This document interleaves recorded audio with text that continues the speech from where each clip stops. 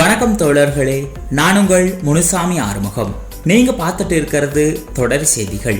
நம்ம தொடரி செய்திகள் சேனல் முற்றிலும் ரயில் சார்ந்த தகவல் சேனல். ரயில் பாதை வரலாறு, ரயில் கால அட்டவணை மற்றும் ரயில் பயணம், இது போன்ற வீடியோக்கள் இனிவரும் காலங்களில் வரப்போகுது. நம்ம சேனலோட முக்கியமான நோக்கம் ரயில் சார்ந்த தகவல்களை பொதுமக்களுக்கும் ரயில் பிரியர்களுக்கும் கொண்டு சேர்ப்பது. தொடரி செய்திகள் சேனலை சப்ஸ்கிரைப் பண்ணி ஆதரவு கொடுங்க.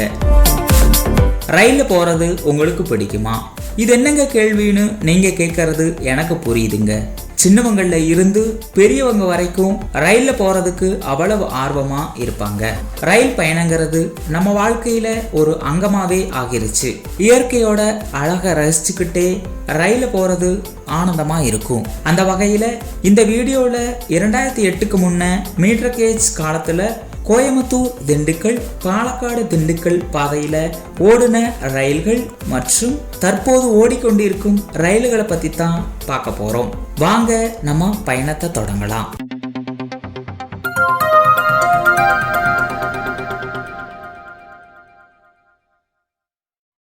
போத்தனூர் திண்டுக்கல் மற்றும் பாலக்காடு பொள்ளாச்சி பாதை 3 பிரிவுகளா மீட்டர் கேஜ் காலத்துல போடப்பட்டுச்சு. அதுவும் ஆங்கிலேயர் ஆட்சி காலத்திலேயே இந்த பாதைகள் போடப்பட்டுச்சு. என்னங்க ஆச்சரியமா இருக்கா?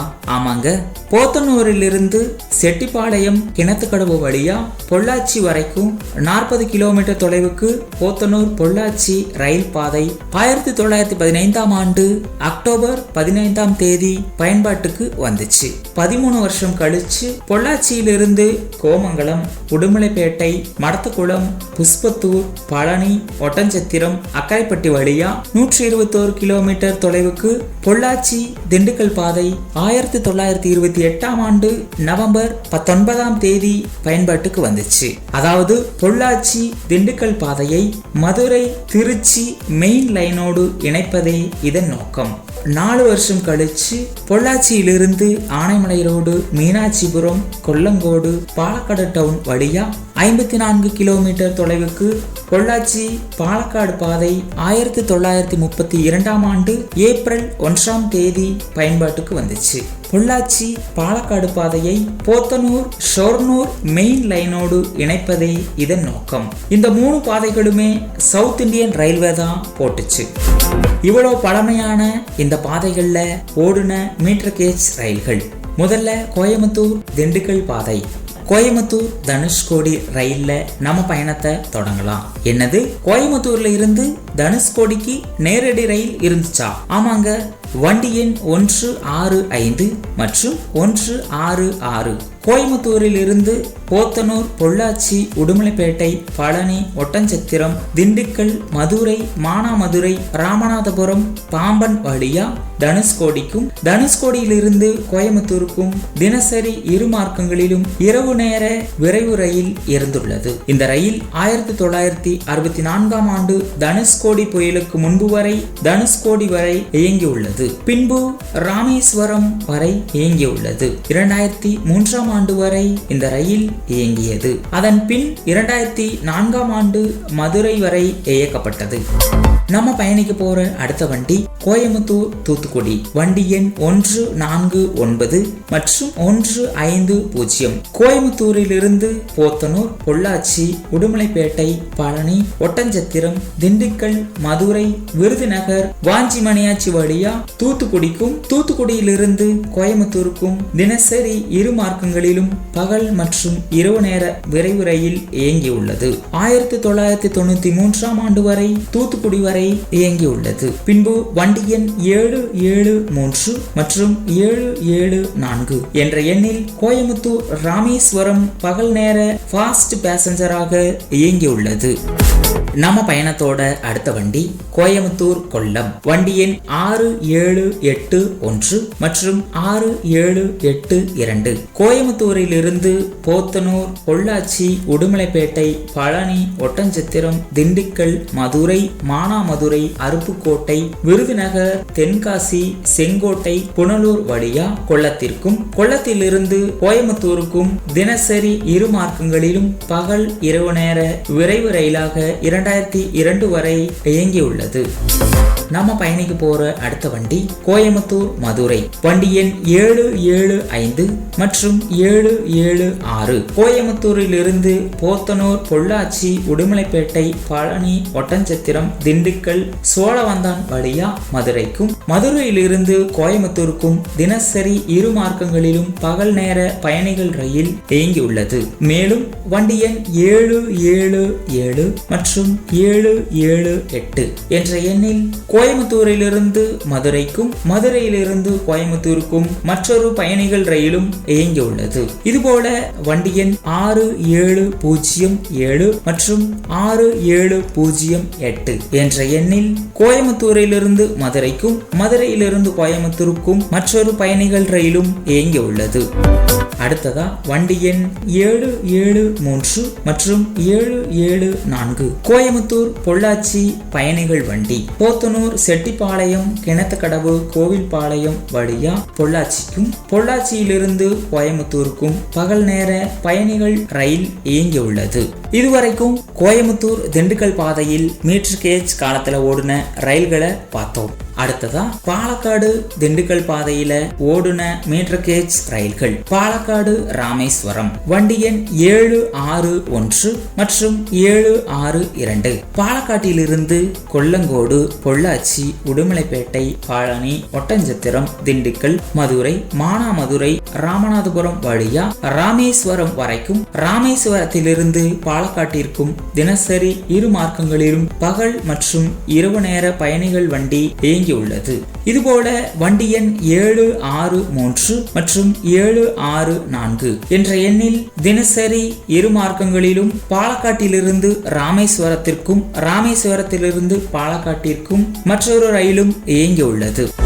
அடுத்த வண்டியா வண்டி எண் 775A மற்றும் 776A பாலக்காடு மதுரை. பாலக்காட்டிலிருந்து கொல்லங்கோடு, ஆனைமலை ரோடு வழியா பொள்ளாச்சி வந்து கோயம்புத்தூரிலிருந்து வரும் வண்டி எண் 775 மற்றும் 776 கோயம்புத்தூர் மதுரை, கோயம்புத்தூர் வண்டியுடன் இணைக்கப்பட்டும் பிரிந்தும் பாலக்காடு மதுரை தினசரி பகல் நேர ரயிலாக இயங்கியுள்ளது. இந்த ரயில் பாலக்காடு திண்டுக்கல் ரயிலாக 2007 வரை இயங்கியுள்ளது. நம்ம பயணத்தோட அடுத்த வண்டி பாலக்காடு திண்டுக்கல் வண்டி. வண்டி எண் 761 மற்றும் 768 பாலக்காட்டிலிருந்து கொல்லங்கோடு, ஆனைமலை ரோடு, பொள்ளாச்சி, உடுமலைப்பேட்டை, பழனி, ஒட்டன்சத்திரம் வழியா திண்டுக்கல் வரை தினசரி இரு மார்க்கங்களிலும் பகல் நேர பயணிகள் வண்டியாக 2007 வரை இந்த வண்டி இயங்கியுள்ளது. அடுத்த வண்டி பாலக்காடு பொள்ளாச்சி வண்டி. வண்டி எண் 765 766 762 மற்றும் 768 பாலக்காட்டிலிருந்து கொல்லங்கோடு, மீனாட்சிபுரம், ஆனைமலை ரோடு வழியா பொள்ளாச்சி வரை தினசரி இரு மார்க்கங்களிலும் பகல் மற்றும் இரவு நேர ரயிலாக 2007 வரை இயங்கியுள்ளது. இதுவரைக்கும் மீட்டர் கேஜ் பாதையில 2008க்கு முன்ன ஓடுன ரயில்களை பார்த்தோம். இனி மீட்டர் கேஜ் பாதையில போத்தனூர், திண்டுக்கல் மற்றும் பாலக்காடு பொள்ளாச்சி இடையே பயன்பாட்டில் இருந்த ரயில் நிலையங்களை ஒரு பார்வை பார்க்கலாம் வாங்க. போத்தனூர் திண்டுக்கல் பாதையில செட்டிப்பாளையம், கிணத்துக்கடவு, நல்லட்டிப்பாளையம், கோவில்பாளையம், பொள்ளாச்சி, திப்பம்பட்டி, கோமங்கலம், பூலாங்கிணறு, உடுமலைப்பேட்டை, மைவாடி ரோடு, மடத்துக்குளம், புஷ்பத்தூர், பழனி, கணக்கன்பட்டி, சத்திரப்பட்டி, ஒட்டன்சத்திரம், பழக்கானூத்து, ரெட்டியார் சத்திரம் மற்றும் அக்கரைப்பட்டி. அடுத்ததான் பாலக்காடு பொள்ளாச்சி பாதையில பாலக்காடு டவுன், புதுநகரம், வடகன்னிகாபுரம், கொல்லங்கோடு, முதலமடா, மீனாட்சிபுரம் மற்றும் ஆனைமலை ரோடு. மீட்டர் கேஜ் பாதையானது 2008உடன் முடிவுக்கு வந்தது. அகல ரயில் பாதை பணிக்காக போத்தனூர், திண்டுக்கல் மற்றும் பாலக்காடு பொள்ளாச்சி பாதையில் 2008ஆம் ஆண்டு டிசம்பர் 10ஆம் தேதி அனைத்து ரயில்களும் நிறுத்தப்பட்டு அகல ரயில் பாதை பணிகள் நடந்துச்சு. 4 ஆண்டுகளுக்கு பிறகு 2012ஆம் ஆண்டு நவம்பர் 20ஆம் தேதி திண்டுக்கல் பழனி இடையே அகல ரயில் பாதை பயன்பாட்டுக்கு வந்துச்சு. திண்டுக்கல் பழனி தினசரி பயணிகள் ரயிலும், மதுரை பழனி தினசரி பயணிகள் ரயிலும் இயக்கப்பட்டுச்சு. 2013-14 22ஆம் ஆண்டு ரயில்வே பட்ஜெட்டில் அறிவித்த புதிய ரயில்கள் பழனியிலிருந்து திண்டுக்கல், கரூர், நாமக்கல், சேலம், திருப்பத்தூர், காட்பாடி, அரக்கோணம் வழியா சென்னை சென்ட்ரலுக்கு பழனி, சென்னை சென்ட்ரல் இடையே விரைவு ரயிலும், பழனியிலிருந்து திண்டுக்கல், மதுரை, விருதுநகர், திருநெல்வேலி வழியா திருச்செந்தூருக்கு பழனி, திருச்செந்தூர் இடையே பயணிகள் ரயிலும் அறிவிக்கப்பட்டது. வண்டி எண் 16001 மற்றும் 16002 பழனி, சென்னை சென்ட்ரல் பழனி தினசரி விரைவு ரயில் 2013ஆம் ஆண்டு அக்டோபர் 1ஆம் தேதி தனது பயணத்தை தொடங்கியது. வண்டி எண் 56769 மற்றும் 56770 பழனி, திருச்செந்தூர் பழனி தினசரி பயணிகள் ரயில் 2014ஆம் ஆண்டு பிப்ரவரி 16ஆம் தேதி தனது பயணத்தை தொடங்கியது. 7 ஆண்டுகள் கழித்து 2015ஆம் ஆண்டு ஜனவரி 9ஆம் தேதி பழனி பொள்ளாச்சி அகல ரயில் பாதை பயன்பாட்டுக்கு வந்துச்சு. பழனி மதுரை பழனி பயணிகள் ரயில், பழனி திருச்செந்தூர் பழனி பயணிகள் ரயில், பழனி சென்னை சென்ட்ரல் பழனி விரைவு ரயில் ஆகிய 3 ரயில்களும் பொள்ளாச்சி வரை நீட்டிக்கப்பட்டது. அதன் பிறகு 2015இல் நவம்பர் 16ஆம் தேதி பொள்ளாச்சி பாலக்காடு அகல ரயில் பாதை பயன்பாட்டுக்கு வந்துச்சு. பொள்ளாச்சி திருச்செந்தூர் பொள்ளாச்சி பயணிகள் ரயிலும், பொள்ளாச்சி சென்னை சென்ட்ரல் பொள்ளாச்சி விரைவு ரயிலும் பாலக்காடு வரை நீட்டிக்கப்பட்டது. திருவனந்தபுரம் பாலக்காடு அம்ரிதா விரைவு ரயில் கொல்லங்கோடு ஆனைமலை ரோடு வழியா பொள்ளாச்சி வரை நீட்டிக்கப்பட்டது. பின்பு மதுரை வரை நீட்டிக்கப்பட்டது. பாம்பன் பால திறப்பிற்கு பிறகு ராமேஸ்வரம் வரை இந்த ரயில் இயங்கும்.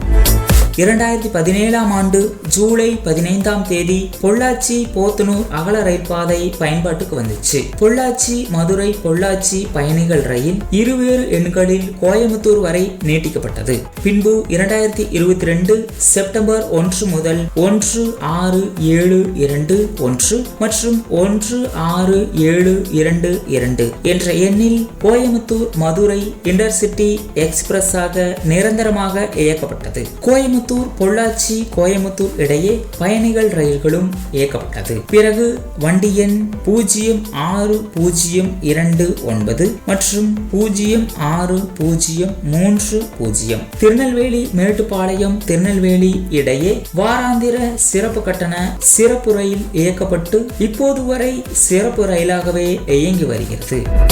இனி தற்போது இயங்கி வரும் அகல ரயில் பாதை ரயில்கள். கோயம்புத்தூர் பொள்ளாச்சி திண்டுக்கல் பாதையில் இயங்கும் ரயில்கள் வண்டி எண் 16721 மற்றும் 16722 கோயம்புத்தூர் மதுரை கோயம்புத்தூர் தினசரி இன்டர்சிட்டி அன்ரிசர்வ்டு எக்ஸ்பிரஸ். அடுத்த வண்டி எண் 06029 மற்றும் 06030 திருநெல்வேலி மேட்டுப்பாளையம் திருநெல்வேலி வாராந்திர சிறப்பு கட்டண சிறப்பு ரயில். அடுத்த வண்டி எண் 06421 06422 06419 மற்றும் 06420 கோயம்புத்தூர் பொள்ளாச்சி கோயம்புத்தூர் இடையே இயக்கப்பட்டு வரும் சிறப்பு பயணிகள் வண்டி. அடுத்ததா பாலக்காடு பொள்ளாச்சி திண்டுக்கல் பாதையில் தற்போது இயங்கும் ரயில்கள் வண்டி எண் 2265 மற்றும் 2262 பாலக்காடு சென்னை சென்ட்ரல் பாலக்காடு தினசரி அதிவிரைவு ரயில். அடுத்த வண்டி எண் 16731 மற்றும் 16732 பாலக்காடு திருச்செந்தூர் பாலக்காடு தினசரி அன்ரிசர்வ்டு எக்ஸ்பிரஸ். அடுத்த வண்டி எண் 16343 மற்றும் 16344 திருவனந்தபுரம் மதுரை திருவனந்தபுரம் தினசரி அம்ரிதா விரைவு ரயில் இயக்கப்பட்டு வருகிறது. இந்த காணொளியின் முக்கிய நோக்கம் என்னவென்றால் கோயம்புத்தூர் திண்டுக்கல் மற்றும் பாலக்காடு திண்டுக்கல் பாதையில் மீட்டர் கேஜ் காலத்தில் ஓடிய ரயில்களை பற்றிய ஒரு விழிப்புணர்வை ஏற்படுத்துவதற்காகவும் மீட்டர் கேஜ் காலத்தில் ஓடிய ரயில்களை மீண்டும் இயக்கவும் மேலும் புதிய ரயில்களையும் தெற்கு ரயில்வே இயக்க வேண்டும் என்பதே இப்பாதை பொதுமக்களின் முக்கிய கோரிக்கையாக உள்ளது. நம்ம காணொளியோட நிறைவு பகுதிக்கு வந்துட்டோம். காணொளியை கண்டதற்கு நன்றி நண்பர்களே. இந்த காணொளியை உங்க நண்பர்களுக்கு அனுப்புங்க. உங்களோட கருத்துக்களை கமெண்ட்ல சொல்லுங்க. லைக் அண்ட் சப்ஸ்கிரைப் பண்ணி மறக்காம பெல் பட்டனை ஆள்ல போட்டுருங்க. அப்பதான் நான் போடுற வீடியோ உங்களுக்கு உடனுக்குடன் கிடைக்கும். மீண்டும் அடுத்த வீடியோல வேறொரு தகவலோட உங்களை சந்திக்கிறேன். அதுவரை உங்களிடமிருந்து விடைபெறுவது நான் உங்கள் முனுசாமி ஆறுமுகம். நன்றி நண்பர்களே.